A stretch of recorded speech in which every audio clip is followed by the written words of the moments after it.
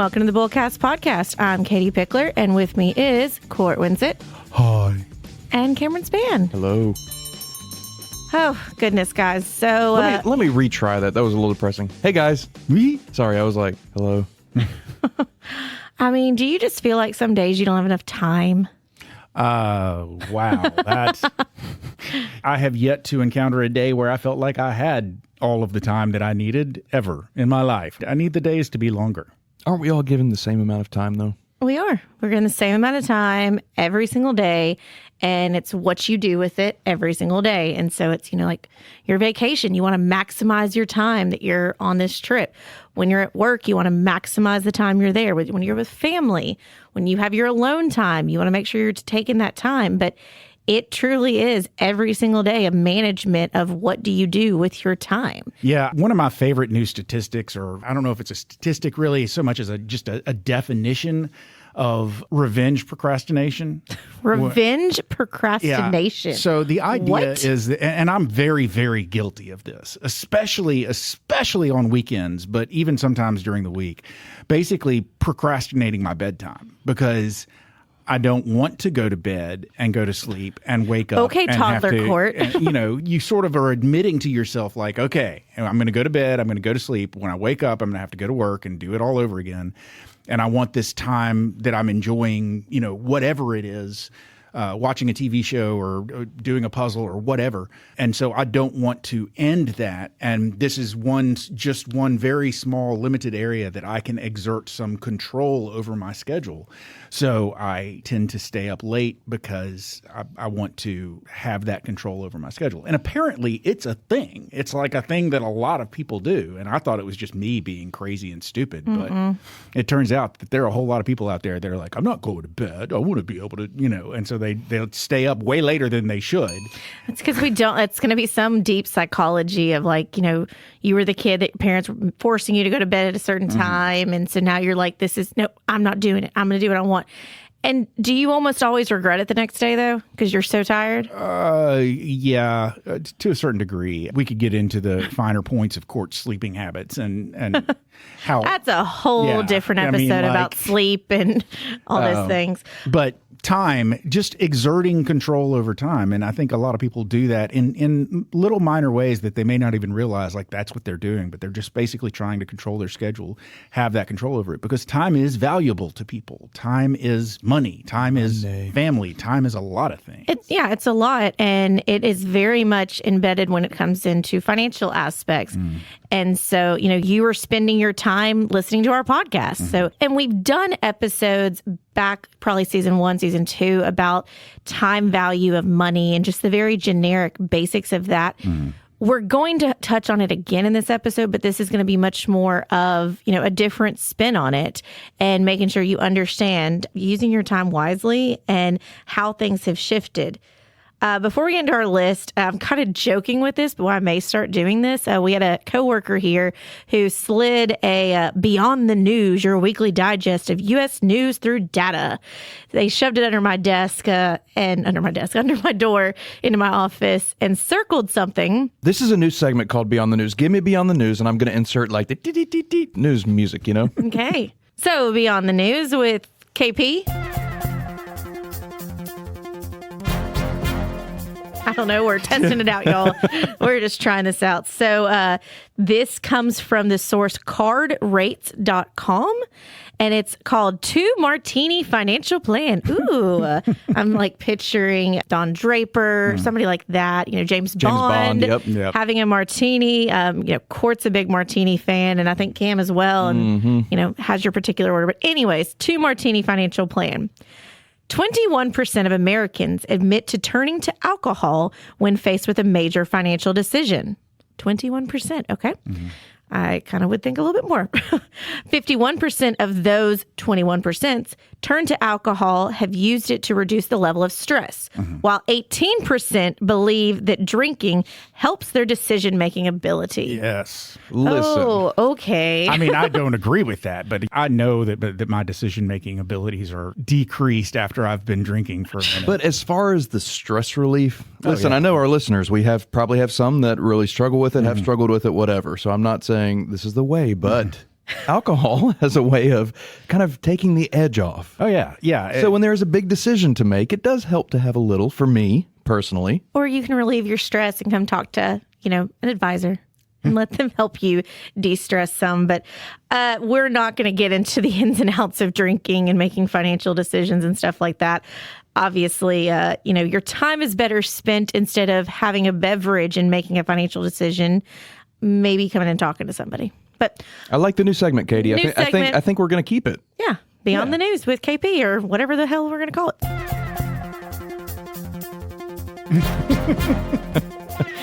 Hell is a place, so I'm allowed to say that, right?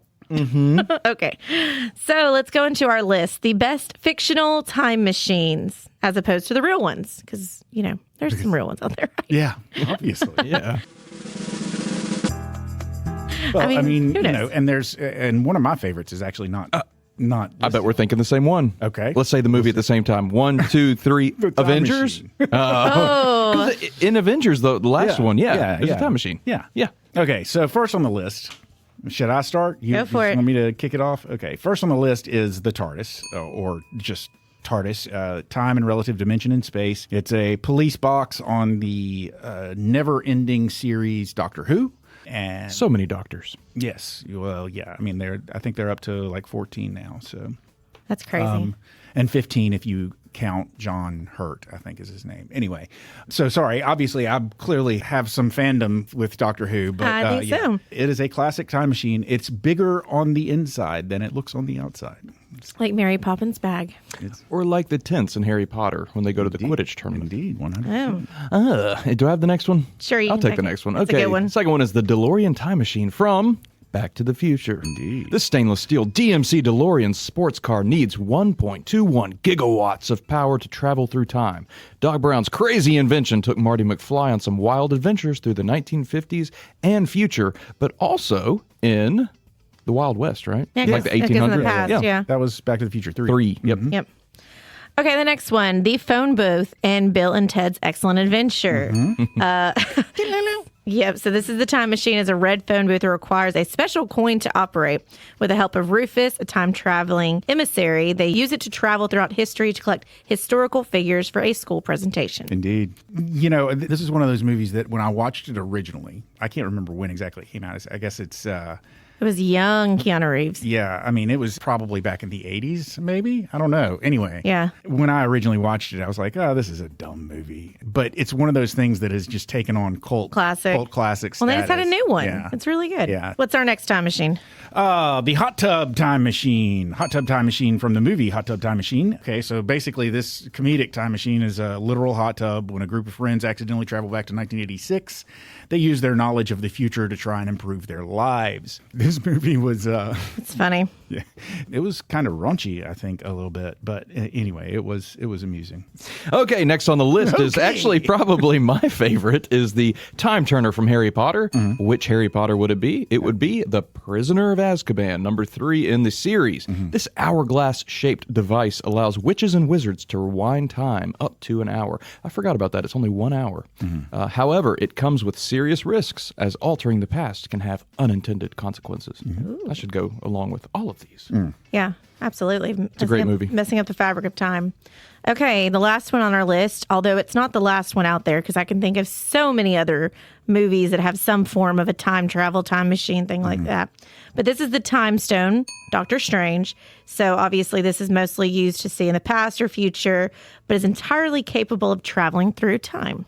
In the last Avengers, they don't use a time stone to do that, right? It's more of the quantum physics from Ant-Man. They go down into the quantum realm. That's right. Yeah. And Tony basically designs a system that allows them to navigate through time in the quantum realm. I don't understand the science. He and Steve Rogers kind of have to mend relationship before that, right? Aren't they kind of on the rocks? Oh, yeah. Yeah. When the movie starts, Tony's like out in the woods with That's right. with Pepper and their daughter, and like, I don't want to have anything to do with y'all. Go on away.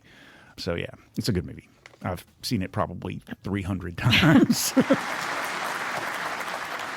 So obviously our pop culture is embedded with time travel and this idea of freezing time, going back in time, changing things that happened in the past. And at this moment, that is not a reality. We can't do that. No, unfortunately. But it has been a long-standing favorite daydream of mine to wonder, like, to think about what I would change if I could travel through time. Would you rather go back in time or ahead if you had to choose just one? Most of my daydreams involve going back. Yeah. Yeah. Mainly because I don't have the imagination to think of, like, ooh, what does the future look like? I would just like to go to the future to maybe like steal an idea or something, or see what the races will be at the Kentucky Derby. Okay, that happened in Back to the Future. You're going to be like Biff, and you're going to steal the book. I'm a bad guy. Yeah, I'm Biff. Yeah, you're going to steal the guy to change everything. Okay, so just to kind of reiterate again, time value of money, or sometimes you may see it as an acronym, TVM. Get it? Time value of money. Okay. This idea that $1 today is worth more than $1 tomorrow. And so you're like, okay, why? Well, you think about things like, inflation. You think about earning potential. Money can be invested and grow over time. The longer it's invested, the more it potentially can be growing because of the time in it. Inflation, reduces the purchasing power of money in the future. So when you're looking at time value of money, then you've got to think about it, obviously. Okay, so many people walk in and they say, oh, I wish I had started younger. I wish I had did this. I wish I had did that. And that's where I think a lot of people have regret with their time of talking to somebody about investing, doing things like that.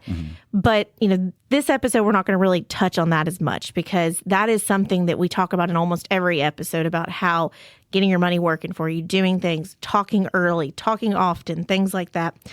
This conversation actually spurred with the changing value of work and the value of your time and your money because COVID really changed a lot of stuff for people.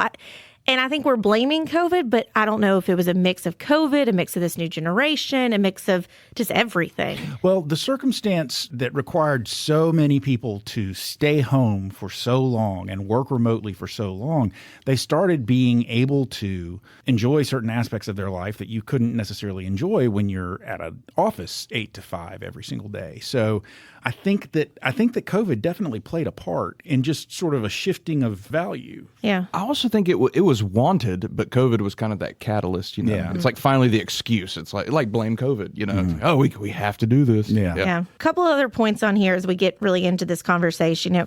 Opportunity cost is the value of the best alternative for looking at every spending decision involving an opportunity cost. Time spent working extra could be spent on leisure, education, things like that. Some people, like Court, enjoys going to school and taking tests and doing things like that. Cough. I mean, I kind of got that bug a little bit at times, but opportunity costs. And I know when we did our episode before, we talked a lot about how, like Pinterest projects. Yeah, I could buy all this stuff and make that myself, but the time it's going to take me to make it versus if I pay somebody to do it, then yes, I didn't do it, but you may end up saving money because buying all the supplies. But even if you aren't saving money, what is the value of your time spent? When we think about delegating to different people and, is it really in the best interest of somebody to spend their time trying to repair their sink when they could just call a plumber? Yes. Yeah, a couple years ago, we briefly discussed this in one of our episodes. I can't, for the life of me, remember what the episode was called, but one of the examples we used was some people pay to have their lawn mowed because their time is more valuable. And I was on the side of, that is my mental break. I like mowing. It's time for me to think. I just had this conversation with my husband yesterday. Yeah? He was mowing the yard and stuff and came in and he was like, oh, it's so hot out there. He said, I think about I should pay somebody to do this, so I don't have to worry about it. He said, but this is the one thing that I know I can go out there and do it because I don't pay anybody. I've got to do it. And that's where I can be outside listening to some music and I can start something and finish it and have it complete. Preach, brother. Yep. Yeah. Okay. So interesting thing about my lawn mowing experience is it seems like every time I get on my lawnmower, it breaks and I'm having to get it fixed again. And so I spend more time getting frustrated with my lawnmower than I do actually getting to use my lawnmower. Plus, when my lawnmower is working, it's so loud that I can't hear music over the lawnmower unless I crank it up really, really high. then I'm like, what am I doing? How, if I've got it turned all the way up and I'm still having trouble hearing it over the sound of the lawnmower, then what am I doing to my hearing? I'm just ruining it. You also live on 750 acres. Yeah, So. you live on a big thing. Yeah. When we're looking at this, we've got to make this episode a little bit different from the other ones. And so we really want to focus more on the changing value of work. Well, you're the one that said during one of our previous episodes, you said, when we were talking about teachers not wanting to volunteer for stuff after school and so forth, and you were like, oh, but that's a whole other subject. Yeah. So I was a part of a group where they were talking about branding, which, we should have had Cam there, but we had Nicole there and she did great representing. But we were talking about how they're trying to recruit teachers. They're trying to recruit people to come to that industry.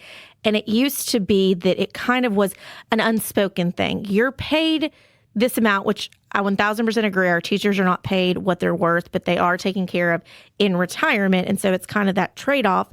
But it used to be you teach at an elementary school or you teach at a high school or wherever you teach, and you're expected to help with bus duty or sponsor a club or work the Friday night football game or like go to a track meet, go to different things. Like it's kind of just an unspoken. And a lot of people have struggled with that because they're now having it where majority of the teachers, this is what I'm hearing from educators. So I'm not saying that I've gotten firsthand from teachers, but they are saying that, okay, if you want me to stay after, you want me to come in early, like, am I going to get paid for that extra time? Mm-hmm. And that sparks a debate because then what's happening is because that was an unspoken thing for so long, you've got just a handful of teachers who have been doing it, administrators, things like that, have been doing it for forever that are still having to do it. And they're getting frustrated because they're seeing these new people coming in and they're like, I'm not doing that. You're not paying me. Yeah. And that can easily translate into any industry where, I don't feel like people are getting selfish, but I do think there's been a shift of, I'm not going to stay 5 minutes extra. I'm not going to do this. Now, on the flip side, and that's why I kind of want to do this episode debating kind of this stuff, because yes, people need to be taken care of. They need to be paid. But then where do we find this middle? Because right now I think some people were taking advantage of people and not paying them or not considering benefits. Because, I think about kind of our work philosophy of, okay, we're going to take care of our people. We're going to understand that if everybody had to stay late to work a client event or something like that, then we're probably going to be a little bit more flexible the next day of you coming in. Or if you have to leave early one day or something comes up, we're not going to hassle you because you were there to help with a client event late. Mm-hmm. So, what are y'all's thoughts about this? Well, if we back up, do you think it's more of a compensation issue or a cultural issue or both? Like, I'm curious, what do you guys think? Both. Let's just use the teachers as an example. I'm thinking because maybe social media is so prevalent in the past decade or two, it's more talked about that teachers don't make as much, so they can kind of leverage that. And they're like, we're one of the worst paid government employees out there, so we need to be paid more to do a little bit extra. Or do you think it's more the culture? I think it's both. I also think what people aren't looking at is they're looking at just the dollar amount. So if they get paid, $40,000 a year, they aren't considering, because I just had this conversation with somebody the other day, they aren't then taking into consideration, is your health care covered? What amount are you having to pay with that? Do you have money that they're putting into retirement accounts? What is your flexibility on time off? Do you get paid vacations? Do you not? So I think that's where some issue has happened is people are going, oh, okay, well, I make $40,000 and I have unlimited paid time off and I have, my medical paid for, I have this, I have that. And they're comparing it to somebody who makes $50,000 and they're like, well, I need to be making $50,000. But I don't think some people are comparing apples to apples because that $50,000 person may not have paid time off, may not have this. And so it's, what is your value at that point? Yeah.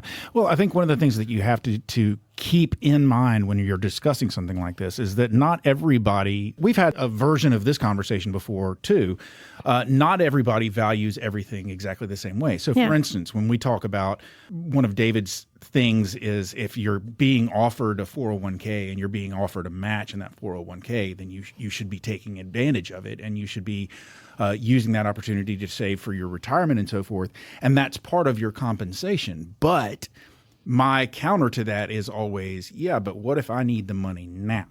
What if my expenses are such that right now I am in need of money? I'm sure I need to be able to retire too, but what I value is money now because it's going to let me pay my bills now. My point is just simply, yes, that when somebody is evaluating overall their job and their position and what they do compared to what somebody else does that's similar and how much that person gets paid versus how much they get paid, they may have more benefits, but the benefits may not be what they value. Like, for instance, okay, so here is a great example that is just for me personally. One of the things that we get to do in this job is we travel. We get to go to places where, we go to financial conferences, we go to big cities, and we get to see a lot of different places. And that is something that I value highly. Like, I enjoy being able to go on trips to places that I've never been before and see things that I've never seen before, or just being able to go to New York as many times as possible because it's the greatest city in the world. But anyway, somebody else may not value that experience the way that I do, such that someone else being paid the same amount as me may think they're underpaid because they don't see that as a benefit to the job, being able to go to these cool places. And so they're like, yeah, great, I get to travel. I have to be away from my kids. I'm missing stuff at home. I don't really want to do that. What I'd really like is $10,000 more a year. So it varies from person to person. I don't mean to cut you off, Katie. And I had said, is it cultural or is it compensation? But I think something we need to consider is it's potentially generational. I don't mean to make like a gross blanket statement about generations, but I think for the most part, boomers were and are live to work. And I think not too dissimilar from the COVID thing, with Gen Z entering the workforce, they're more work to live. And I think that's given, and even younger millennials, it's kind of given that freedom to a lot of workers like, well, I want my free time. I want to make sure I'm being paid justly. And, I said on the podcast when I was in Morocco, I was blown away with the fact that their entire culture is not of a savings culture, and they work. And when they've made enough money that day, they'll close their shop. They'll quit working. That is across the board. And we don't want to get into the whole thing of how there's other countries that are very big on going on holiday and somebody being closed for 2 months and that's just a different culture. So I think a lot of this is it's money, it's culture, it's all of that. But I think there has an impact on time value of money and your time spent, because there's a lot of factors in this. Like, are you at the right company? Are you in the right position? Because it's that line of, if you're willing to do extra work, if you're willing to stay later or help out or be that first volunteer, then you're going to probably be the first person that they think about when a promotion comes up, another opportunity. It puts you in a better position when you walk in and say, look, I love this place. I, am first to help. I'm first to do this. I've taken on the slack when XYZ's been out of town, but what additional things can I do to start earning more money? And so that's where I think people need to think about that, because you need to be with family. You need to value yourself outside of work, because there are some places that just don't care, and you can be replaced very easily. But you also have to think about that. You can't complain if you're then not getting a raise or you're not moving up in the world, if you're not willing to put in a little extra work as well. It's such a sticky conversation, but that's why I wanted to kind of have this, because there is no black and white. I think you've got to figure out what's important to you. And it's also one of those that, especially, we have clients that have businesses. We obviously are a business and have different dynamics. And so I know that life is uncertain. You never know what's going to happen. And those people that I know are willing to help out when somebody's out of town, or, okay with helping us for the after hours event, if they have something crazy that happens, then absolutely, I'm going to give them enough leeway. Anybody in our team, we make sure we take care of them. But I think in businesses, they may be, oh, it's okay, Cam, take care of your family, do what needs to be done, because I know when you're back here, you're going to be here and you're going to do the job. This is a tough conversation, but it has shifted a ton with generational, with COVID, with things like that. And so it's trying to find that work-life balance, which is another episode we've done. and trying to figure out, what is that sweet spot. But I do think that you need to think about what position you're in. Where do you want to be? Because we're going to have an issue where these 20-something-year-olds are going into the workforce and they're making $100,000. Yeah. Kids that are graduating from college right now are starting salaries at levels that it took me years and years to reach before I got to the level that they're starting at. And I just, I don't know, where do you go from there? Yeah, because you had that philosophy of you work hard to get to this next level. Mm-hmm. So companies are shifting that too. Yeah, they're shifting. I also think the younger generation, they're really good at bargaining. They're really good at negotiating salaries. They're not afraid. Yeah. Does that make sense? Mm-hmm. I feel like you and I may be kind of the mid to elder millennials. We're the elders. Yeah, we're the elders. We enter the workforce. We're like, yes, whatever you'll pay us, we will work, And it's just a different conversation now. The younger generation is more emboldened. They are fearless. There are things I appreciate about them. Every generation has their negatives and positives, but I do appreciate the go-getter attitude that they have. I don't appreciate how much they job hop, though. I'm just going to throw that one out there. Yeah. I know so many that 2 years is like a long time at a job. They're just boom, boom, boom, boom. I don't know what the answers are. And that's why this episode is not full of wonderful answers and solutions. But it's, if you are a business owner, we kind of understand this new culture that's going on. If you are working, it's, how do we take care of our people that continue to keep going the extra mile and they're getting burned out because they're having to sacrifice time to make up for the slack of those that are there for a paycheck? Yeah. I feel like this episode is not about answers, but it's just about, it's food for thought. Yeah. It's just posing the question, throwing a few ideas in there. Yep. Something we're doing right now with our team is we're going through and individually talking to every single employee and just checking in. It is letting the employee run the meeting. David and I are sitting in the meetings, listening and hearing problems, praises, solutions, things like that. And we're kind of just gathering it all up and trying to decide what we can implement and what we can't. We can't fix everybody's problems, but part of our thing is we are kind of trying to ask people, what are your aspirations? Do you want to stay and work and grow with us, or are you here for a paycheck? Because I think that that's something, you have to treat things differently in that situation. Yeah. And that's how you achieve a cultural shift, right? Yeah. Is by letting your employees feel like they have a voice. Mm-hmm. I'm not saying it works every time, but just to be heard, I feel like that's important.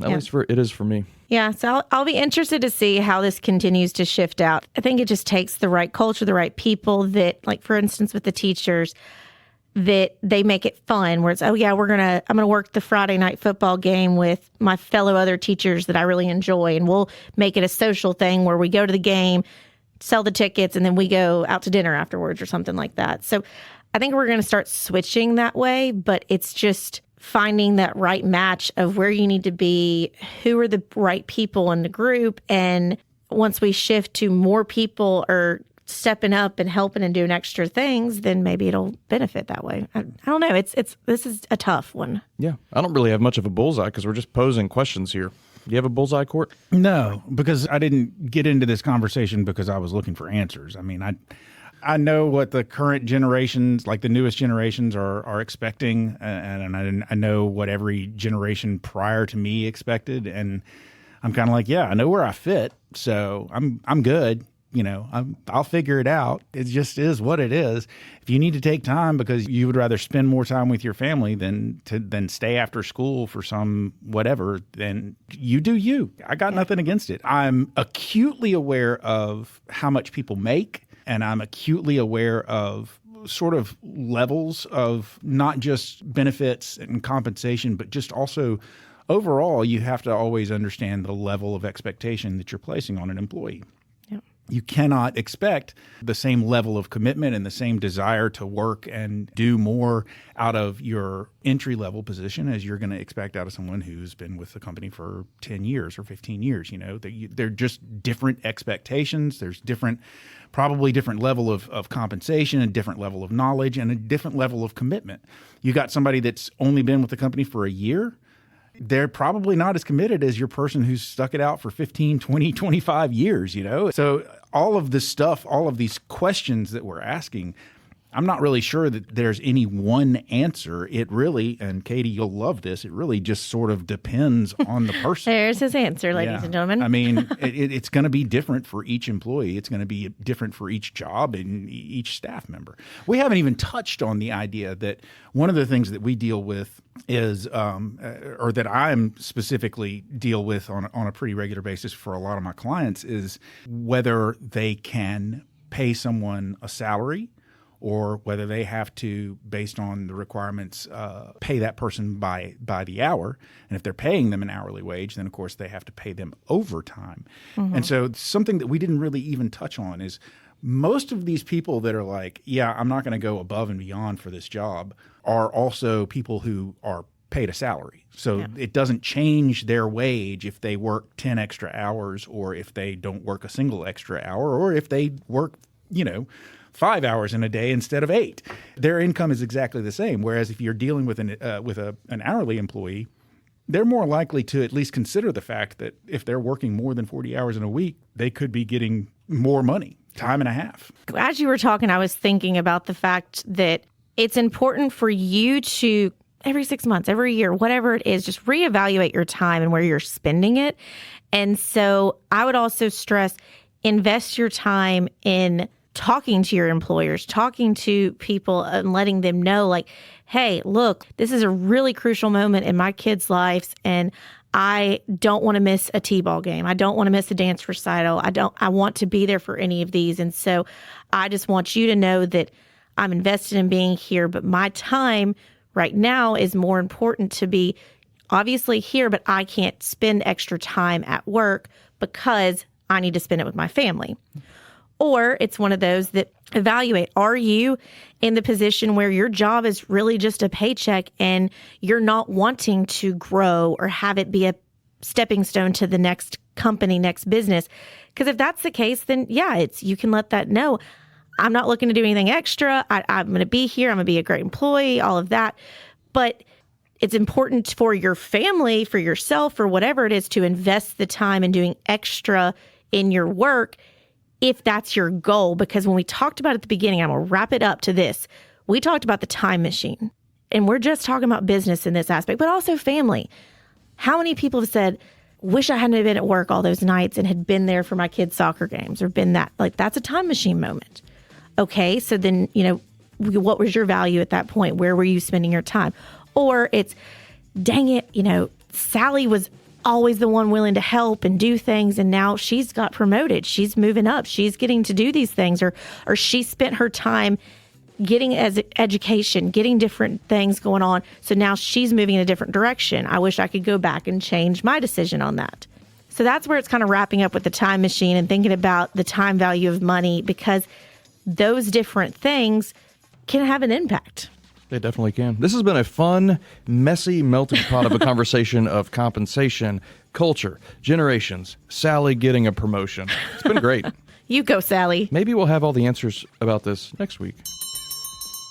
Oh, there's the closing bell. Ladies and gentlemen, you've made it to the end of yet another episode of the BullCast podcast. If you liked what you heard and you'd like to hear more, please feel free to go to your favorite subscription service and sign up to have our podcast beamed directly to your listening device every single Thursday at noon. If you'd like to find out more about Court, Cameron, Katie, or Nicole, please feel free to go to our website. We've got bios up there. We've got a few pictures. We've also got a place where you can drop a comment or suggest a topic you'd like to hear us talk more about. And I mentioned pictures. Do you like pictures? Because boy, do we have pictures on Instagram.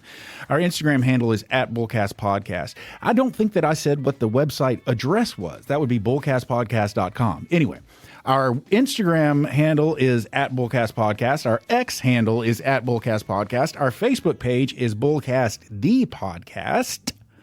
And finally, ladies and gentlemen, if you'd like to find out even more about us, find out about exactly what it is we do, find out about what we might be able to do for you, find out about our amazing team and our boss, David Pickler, we work at a place called Pickler Wealth Advisors, and you can feel free to go check out that website anytime you like. That web address is picklerwealthadvisors.com. That's advisors with an O. Not an E. Ladies and gentlemen, I've given you everything you need to go forth and work hard for the money. So for now, I'm Court. I'm Katie. I'm Cam. And we done.